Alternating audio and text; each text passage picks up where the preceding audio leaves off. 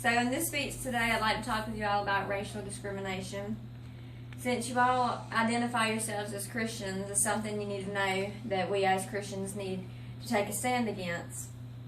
I've done a lot of research and also seen a lot growing up about discrimination, so I feel like I can talk about it. Standing up against discrimination, it requires selflessness. It's an act of love that we all should do. It's something that God calls us to do.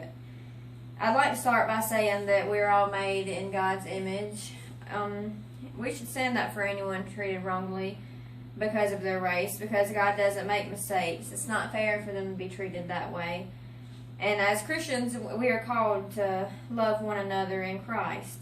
So to dig further, I'd like to say that God is perfect and He doesn't make any mistakes. Genesis 1:26 tells us that we're all made in God's image. So if we're made in His image, we shouldn't point out any physical characteristics, because in doing so, we're hurting God, because we're all made by Him.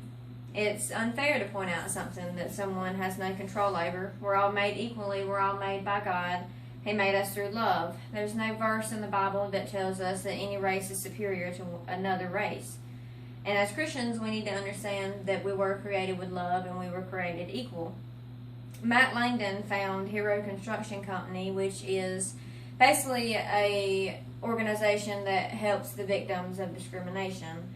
And to quote him, he says that discrimination is a way to treat others unfairly, and those who stand up against it are heroes. And as Christians, we should all strive to be heroes because God was our hero. He saved us by grace, so we should all strive to be like Him. The next thing I want to say is that racism is unfair. We cannot help the way that we were born. We have no control over it. We don't get to choose what color skin we have. We don't get to choose who our parents are or anything of the sort. We all have qualities that make us different, and we're all unique. We have things we don't like and that we do like about ourselves.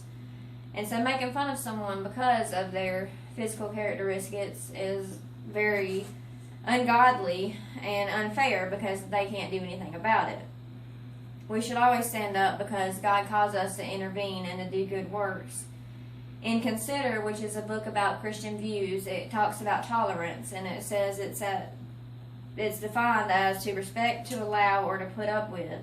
And as Christians, we should respect that God called us all to intervene and to all love one another through Him. And we should also trust that He has created us all equally and He's created us for a purpose. We shouldn't put up with anyone that's being treated unfairly. It's our duty as Christians to love one another. In Mark 12:31, God tells us to love our neighbors as we love ourselves. We should all love one another because that's what the Bible tells us. We see it again in John 13:34, where it says, "Love one another as I have loved you." And that's a very powerful statement because we all know how, as Christians, how loved we are. We were saved. He sent His only Son to save us. And when He tells us to love one another as He loves us, He means to love everyone equally. And that's very powerful love. It's important for us to stand up against people because we should love them. It's important for us to take care of other Christians because that's all we have. We have each other.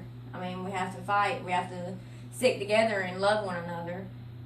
So basically what I'm trying to say is that if you see anyone you know that's being discriminated against, you should stand up because you are a Christian, and it's our duty to say something. And God would want us to say something. He wants us to stick together. And once again, I'd like to remind you that we were made in His image and that racism is unfair. No one can help the way that they look. We can't help the color of our skin, and God doesn't make any kind of mistakes. Standing against discrimination is something we should all participate in because it's our duty as Christians. And I'd like to thank you all for listening to my speech, and I hope that I've given you all the courage to stand up for one another.